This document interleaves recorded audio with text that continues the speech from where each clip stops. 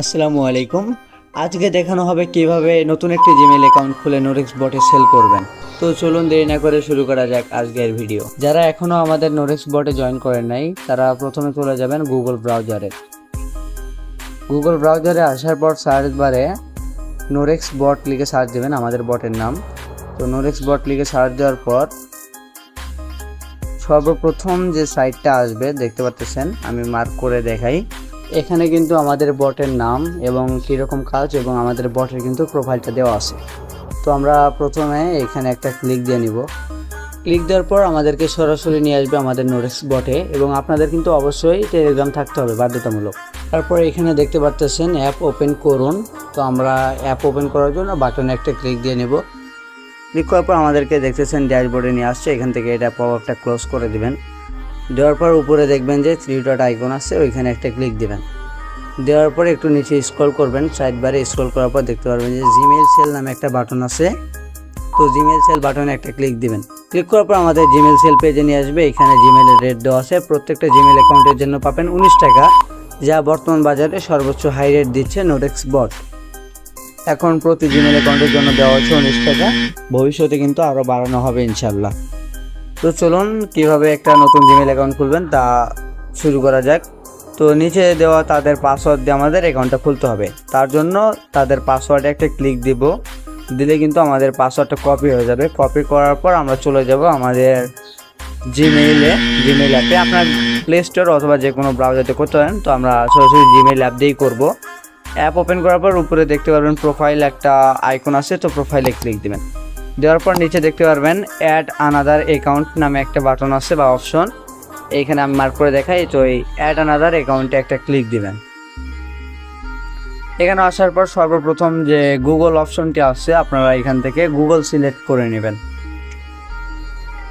এখানে গুগলে ক্লিক দিবেন। দেওয়ার পর একটু অপেক্ষা করবেন, এখানে লোডিং নেবে কিছু সময়।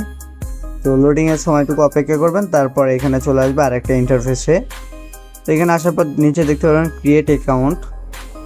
তো আমরা ক্রিয়েট অ্যাকাউন্টের উপরে একটা ক্লিক দিয়ে আমরা for my personal use select করে নেব ক্যাটাগরি।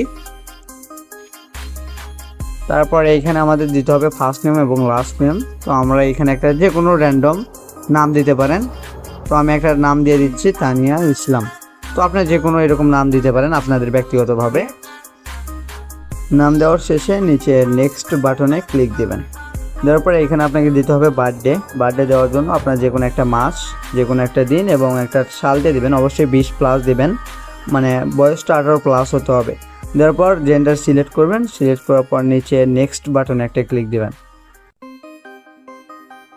নেক্সটে ক্লিক দেওয়ার পর আপনাকে এরকম কিছু জিমেইল সাজেস্ট করতে পারে, বাট ওইগুলো স্কিপ করবেন। করার পর নিচের একদম 3 নাম্বারে ওইটাতে আপনার ক্লিক দিবেন।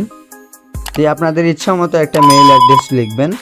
যেমন আমি লিখতেছি তানিয়া, তো এরকমভাবে আপনারা লিখে দেবেন। লেখার পর মেইলটার পর সিলেক্ট করে পুরোটুকু কপি করে নেবেন, ঠিক আছে। কপি করার পর নেক্সট বাটনে ক্লিক দিবেন। নেক্সট বাটনে ক্লিক দিয়ে একটু সময় লোডিং নেবে।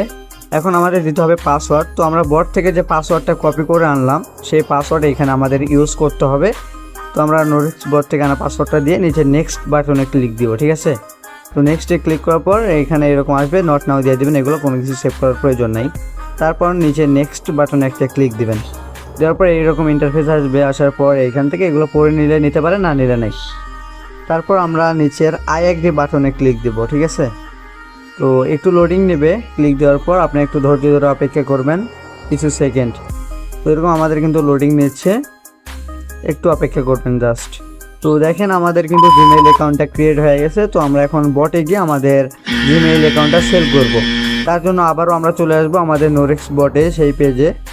এখানে আসার পর ফার্স্টে আমাদের দিতে হবে যে জিমেইলটা আমরা কপি করলাম সেই জিমেইল এখানে আমাদের দিতে হবে জিমেইল অ্যাড্রেসে। তো জিমেইল অ্যাড্রেসে আসার পর আমরা ওই মেইলটা কপি করছিলাম ওইটা পেস্ট করব। পেস্ট করার পর এখানে @gmail.com লিখে দেবো, ঠিক আছে। ফুল অ্যাড্রেস দিতে হবে। তারপর নিচে আমরা যে পাসওয়ার্ডটা দিয়ে অ্যাকাউন্ট খুললাম ওই পাসওয়ার্ডটা পেস্ট করব। করার পর নিচে সাবমিট অ্যাকাউন্ট। তো আমরা সাবমিট অ্যাকাউন্ট বাটনে একটা ক্লিক দিয়ে দিব।